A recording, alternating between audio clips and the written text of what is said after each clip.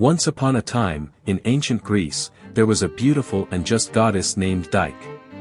She was the embodiment of morality, fair judgment, and order.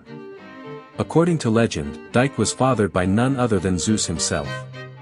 Her mother, Themis, was also the personification of justice. From an early age, Dike was taught the values of fairness and justice, so she grew up to become a symbol of hope for the Greek people. Dike was often depicted as a young and stunning woman, with a slim figure and a laurel wreath on her head. She was always shown carrying a balance scale in her hand, symbolizing her job to weigh the evidence and make fair judgments. Interestingly, the constellation Libra is believed to represent her symbol. What's even more intriguing about Dike is her close association with Astraea, the goddess of innocence and purity. Astraea is sometimes referred to as one of Dike's epithets, and she's believed to appear in the nearby constellation Virgo. This is because both goddesses share similar iconic symbols. The mythology of Dike and Astraea is truly fascinating, and their legends continue to captivate people today. The Greek people believed that justice and fairness were essential for a happy and prosperous society. Therefore, they worshipped Dike and followed her teachings, striving for moral conduct and purity. Despite the centuries that have passed since the Greek era, the message of Dike and Astraea remains just as relevant today, reminding us of the importance of fair judgment and a moral code of conduct in society. Once upon a time, in ancient Greece, there was a temple that housed sculptures of great value. The Temple of Zeus at Olympia was a place of worship, where people would come from all parts of the land to pay homage to their gods. The sculptures, in particular, stood out for their beauty and levels of intricate detail. One thing that was particularly noteworthy about the sculptures was that they were all united by one common theme, the concept of Dike. She was a goddess of moral justice who was often depicted as Zeus' companion, and the sculptures in the temple portrayed her as such. Dike was one of the three Ori, along with Eunomia and Irene, who were responsible for maintaining order and justice both among the gods and humans. While her mother Themis was in charge of divine justice, Dike was responsible for ensuring that justice prevailed among people. During the late 5th century Athens, Dike became a popular figure. She was anthropomorphized as a goddess of moral justice and was closely associated with the philosophical climate of the time.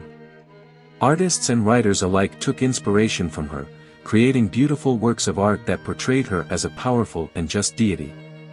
One such depiction can be found in the archaic chest of Cypselus reliefs conserved at Olympia. The sculpture portrays a beautiful Dike throttling an ugly Adikia and striking her with a stick, highlighting the goddess's role as the antithesis of Adikia. Over time, the art of rhetoric viewed the personification of abstract concepts like Dike as a device of the arts, which later resulted in the allegorizing that patristic literature bequeathed to late antiquity. But there was another explanation for Dike's existence altogether. Based on a euhemerist interpretation, she was originally a mortal whom Zeus summoned to earth to maintain justice among humans. Realizing this was impossible, Zeus eventually brought Dike to reside next to him on Mount Olympus. And so, the story of Dike, the goddess of moral justice, has been passed down through the ages, inspiring artists, writers, and philosophers alike to create beautiful works of art depicting her as a powerful and just deity. Long ago, on Earth, there was a goddess named Dike who was known as the goddess of justice. She had a celestial appearance as the constellation Virgo and was referred to as Astraea, one of her many epithets. During the Golden and Silver Ages, Dike resided on Earth where agriculture flourished, wars and diseases were non-existent, and people lived in harmony. However, as time passed, mankind became greedy and corrupted. Dike became disheartened and ill. Feeling that she could no longer remain on Earth, Dike made the difficult decision to leave and ascend to the skies where she transformed into the Virgo constellation. From her new position in the starry sky, she watched over mankind as they continued to grow more despicable. After Dike's departure, the human race deteriorated, and the Bronze Age began, characterized by the emergence of diseases and the development of sailing techniques by humans. Despite her absence on Earth, one fascinating fact about Dyke is that her constellation has been an inspiration for astrologers and astronomers for centuries.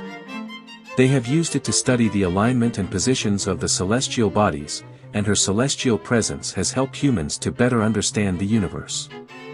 Dyke continues to live on as the Virgo constellation, a reminder of the significance of justice and the consequences of greed. The incident caused a lot of panic among the locals, who were convinced that Paul was indeed a criminal who had finally received the punishment he deserved. However, to their surprise, Paul did not fall ill or die from the snakebite. Instead, he simply shook the snake off into the fire and continued with his conversation with the locals. This miraculous feat made the people change their minds about him and even began to regard him as a god. As a result, the people of Malta showed Paul and his fellow travelers great hospitality, providing them with everything they needed during their stay on the island. Paul, in turn, used the opportunity to preach and convert many of them to Christianity. He continued to perform many miracles during his stay, which drew even more people to him. In the end, Paul and his companions were able to complete their voyage to Rome, where he was put under house arrest for 2 years.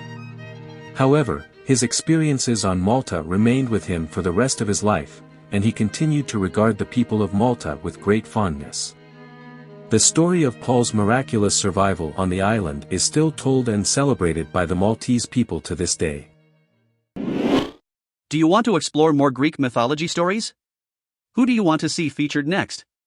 Subscribe and leave a comment below to let me know. I'll see you in the next video.